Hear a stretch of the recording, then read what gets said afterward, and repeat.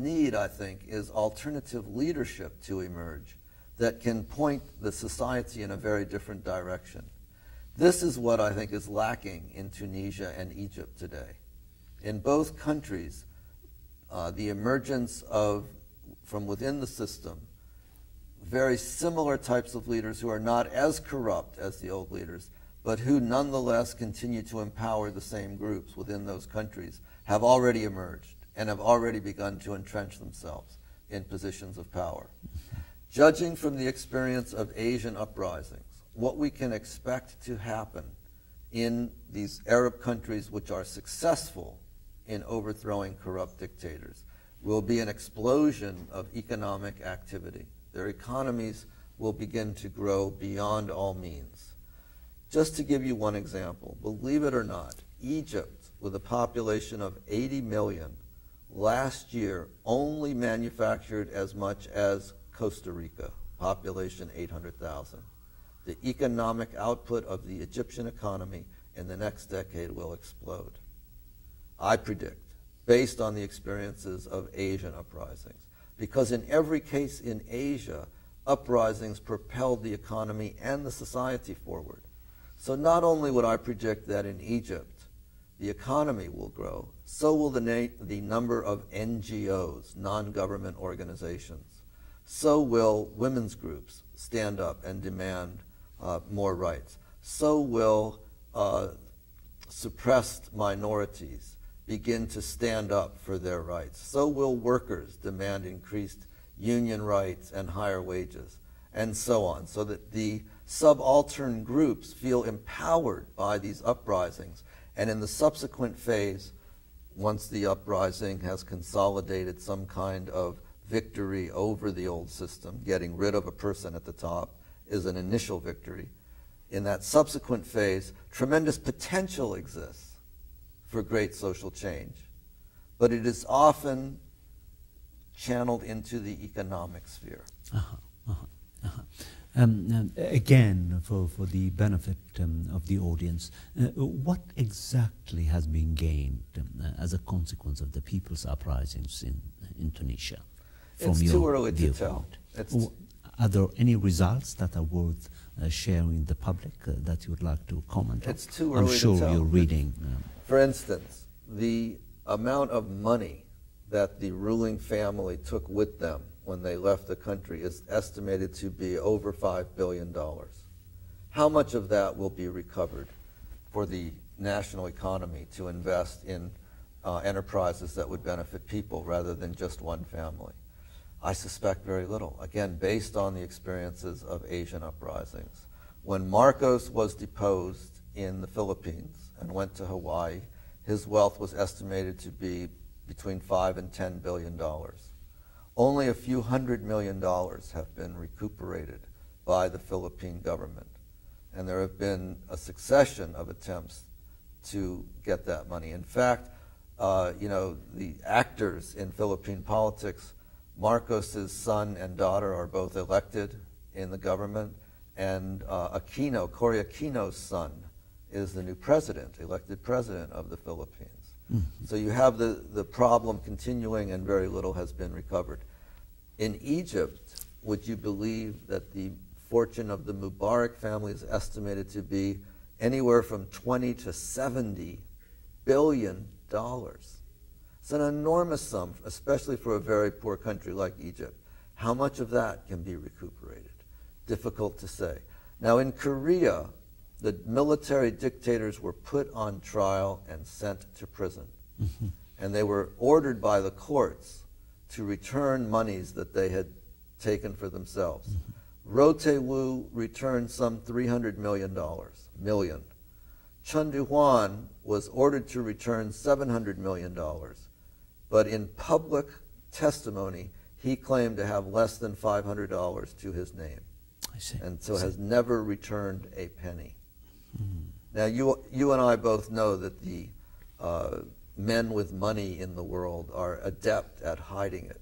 That's right. And I think it's highly doubtful that the Mubarak fortune or the Saleh fortune from Tunisia will be recuperated, which is a shame. And now let's spend some time on Egypt. Again, speaking concretely, what are some of the gains that the uprisings has made for the Egyptian people, over and beyond the possibility of recuperating some amount of these billions of dollars that the Mubarak dynasty has smuggled out of the country? Over and beyond that, what are some of the concrete gains that the uprisings has produced in Egypt, in your judgment? What have the youth gained? Again, as I said, the workers have been demanding higher wages and more union rights. Women, Egyptian women, have mobilized to find a modicum of power. I think as we're all aware, the status of women in Egypt has been depressingly low. And so this is something that is changing somewhat. I don't know how much change they will make. The new constitution that is being drafted in Egypt says explicitly the president cannot marry a foreign woman. But what does that tell you? It says the president has to be a man. I mean, unless you're going to condone gay marriage in Egypt, which I doubt is going to happen anytime soon. So the patriarchal control of government and of power seems to be remaining intact in Egypt. The military is running the country, but NGOs have great freedom now to mobilize. Young activists have been forming alliances with very strange alliances to oppose the referendum that the military government has railroaded to come to fruition. They're basically asking for referendum for a two-term presidency and for other very quick changes. They're trying to co-opt the energy of Tahrir Square. The main change that has happened in Egypt is people's belief in their own power. I see. And this, as I said earlier in your show, is one of the great natural resources on this planet. It's people's love for each other, their belief in that love, and the power of the people in the streets. That is something that all Egyptians will remember for eternity. Let's not forget, Tedros, the rule of the pharaohs in Egypt goes back 5,000 years. And for 5,000 years, Egypt has seen a succession of authoritarian rulers, whether the Macedonians and Alexander, whether the Romans, whether the Mamluks. Egypt has been ruled by a succession of authoritarian elites. The breakthrough of Tahrir Square shows us the beginning of mobilized power of the people having an effect.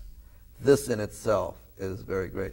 When the king, Farouk, was overthrown in 1952, it wasn't by a popular movement.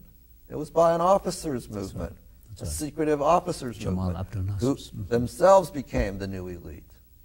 Is this going to happen again in Egypt? Remains to be seen. The young activists from Tahrir Square are insisting they will not accept anything less than substantive democracy.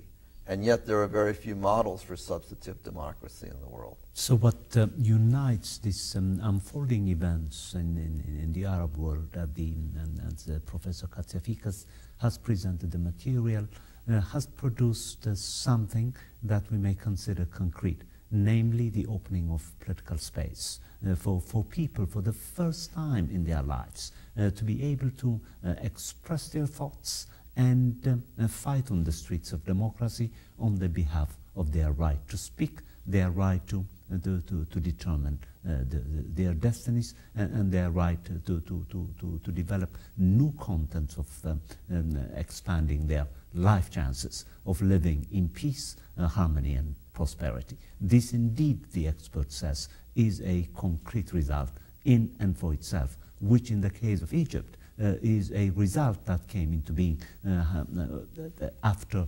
5,000 years of political darkness.